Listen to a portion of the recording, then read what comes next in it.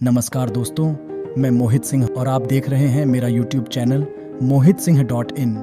आज इस वीडियो में मैं आपको बताने जा रहा हूं कि इंदिरा गांधी की मृत्यु कैसे हुई। अगर आपको हमारा वीडियो पसंद आए तो कृपया वीडियो को लाइक करें और चैनल को सब्सक्राइब करें। भारत की लौह महिला इंदिरा गांधी भारतीय राजनीति में एक बहुत बड़ी हस्ती थीं, जिन्होंने 2 कार्यकालों में कुल 15 वर्षों तक देश की प्रधानमंत्री के रूप में कार्य किया।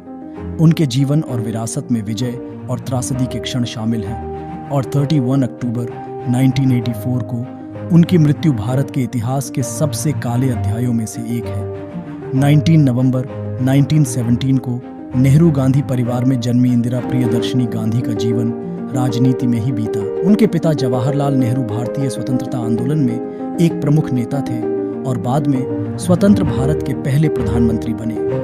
भारतीय राष्ट्रीय कांग्रेस के राजनीतिक परिवेश में पली बढ़ी इंदिरा ने कम उम्र से ही लोकतंत्र, धर्मनिरपेक्षता और सामाजिक न्याय के मूल्यों को आत्मसात कर लिया था।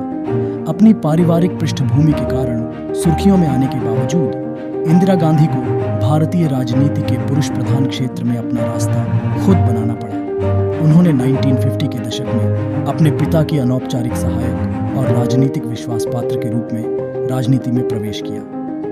कांग्रेस पार्टी में उनकी प्रसिद्धि में वृद्धि धीरे धीरे लेकिन स्थिर रही, जिसका श्रेय उनकी बुद्धिमत्ता, दृढ़ संकल्प और चतुर राजनीतिक कौशल को जाता है। 1966 में प्रधानमंत्री लाल बहादुर शास्त्री के अचानक निधन के बाद कांग्रेस पार्टी ने देश का नेतृत्व करने के लिए इंदिरा गांधी की ओर रुख किया। वह भारत की पहली महिला प्रधानमंत्री बनी। शुरू में अपने राजनीतिक विरोधियों द्वारा कम आंके जाने के बाद इंदिरा गांधी ने जल्दी ही अपने अधिकार का दावा किया और सामाजिक आर्थिक सुधारों के एक महत्वाकांक्षी एजेंडे पर काम करना शुरू कर दिया। प्रधानमंत्री के रूप में अपने पहले कार्यकाल के दौरान इंदिरा गांधी ने गरीबी उन्मूलन, आर्थिक विकास को बढ़ावा देने और वैश्विक मंच पर भारत की स्थिति को मजबूत करने के उद्देश्य से साहसिक नीतियों को लागू किया। उनके प्रशासन ने प्रमुख उद्योगों का राष्ट्रीयकरण किया, ग्रामीण किसानों को सशक्त बनाने के लिए भूमि सुधार शुरू किए और अंतर्राष्ट्रीय मामलों में गुटनिरपेक्षता की नीति अपनाई। हालांकि उनका कार्यकाल विवादों से अछूता नहीं रहा, क्योंकि उन्हें अपने शासन की अधिनायकवादी शैली और 1975 में आपातकाल की घोषणा के लिए आलोचना का सामना करना पड़ा। उन्होंने 1980 के आम चुनावों में कांग्रेस पार्टी को जीत दिलाई, एक शानदार जीत हासिल की और प्रधानमंत्री के रूप में चौथी बार सत्ता में लौटी। हालांकि यह उनके दूसरे कार्यकाल के दौरान ही था।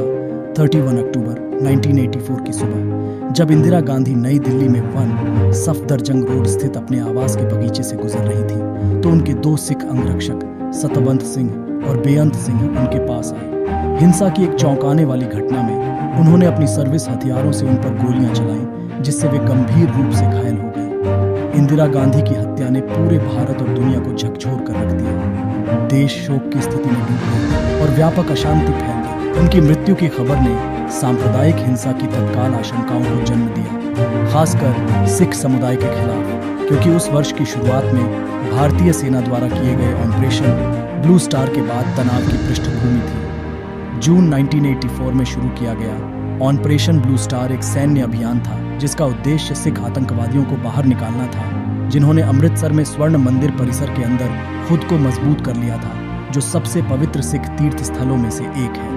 भारत सरकार के आदेश पर किए गए इस ऑपरेशन के परिणाम स्वरूप बड़ी संख्या में लोग हताहत हुए और पवित्र स्थल को व्यापक क्षति हुई, जिससे भारत और विदेशों में सिखों में आक्रोश फैल गया। इंदिरा गांधी की हत्या के बाद भीड़ ने पूरे भारत में सिखों को निशाना बनाया, घरों को लूटा, व्यवसायों को जलाया और हिंसा और हत्या की वारदातों को अंजाम दिया।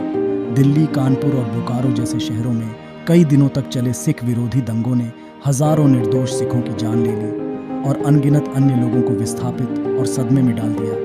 इंदिरा गांधी की हत्या और उसके बाद हुए सिख विरोधी दंगों से जुड़ी घटनाएं भारत की सामूहिक स्मृति में गहराई से समाई हुई हैं, जो सांप्रदायिक सद्भाव की नाजुकता और राजनीतिक हिंसा के खतरों की एक कठोर याद दिलाती है। समय बीतने के बावजूद 1984 के उन दुखद दिनों के घाव आज भी देश को परेशान कर रहे हैं, जो सभी भारतीयों के लिए बेहतर भविष्य की तलाश में एकता, सहिष्णुता और न्याय की आवश्यकता को रेखांकित करते हैं। अगर आपको हमारा वीडियो अच्छा लगा तो कमेंट में जरूर बताएं कि अगला वीडियो किस पर बनाएं। धन्यवाद।